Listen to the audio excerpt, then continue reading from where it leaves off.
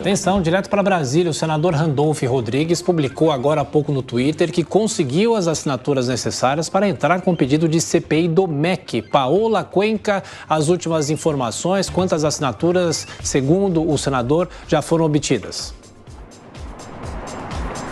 Foram obtidas 27 assinaturas, que é o número mínimo necessário para que seja feito o requerimento de abertura de uma comissão parlamentar de inquérito, o que representa 1/3 de todos os senadores do Congresso Nacional. A última assinatura que foi confirmada é do senador veneziano Vital do Rego. A publicação foi feita há pouco, tanto no Twitter do senador Randolfo Rodrigues, que encabeçou esse movimento atrás das assinaturas para a instalação dessa CPI do Bolsolão do MEC, como o próprio senador tem chamado, assim como o próprio senador veneziano Vital do Rego afirmou que vai, então, fazer essa assinatura na lista de assinaturas necessárias para a conclusão desse requerimento.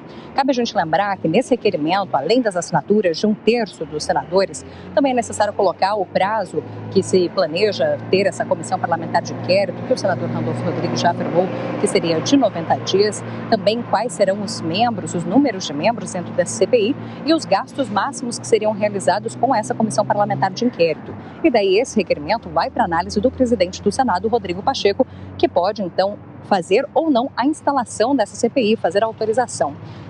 Inclusive, é importante também a gente lembrar que quando a gente estava falando da CPI da Covid-19, que movimentou o Senado Federal no ano passado, essa comissão ela já estava para análise do presidente do Senado, Rodrigo Pacheco, há algum tempo para a instalação com as assinaturas necessárias.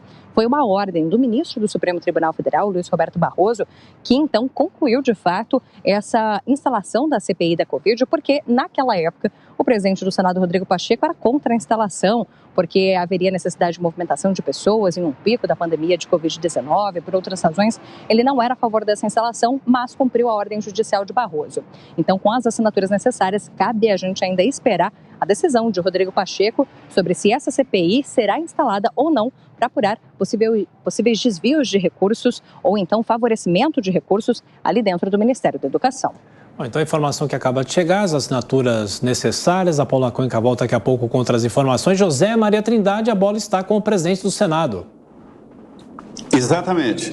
Olha, as informações que eu tenho é que o senador Randolfo Rodrigues tem assinaturas reservas para complementar, se houver retiradas, né? E ele está contando com a possibilidade de não retiradas.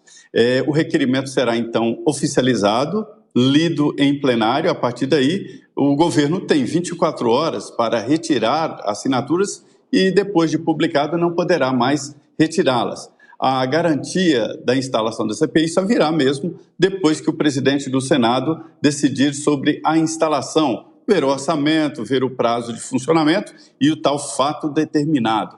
É um palanque político, mostra claramente que, apesar da base governista ter aumentado no Congresso Nacional com a janela partidária, ele, o presidente Jair Bolsonaro, ainda tem dificuldades no Senado. Daí nasce essa aposta dele em apresentar candidatos ao Senado em vários estados para fortalecer a base do governo a partir de fevereiro.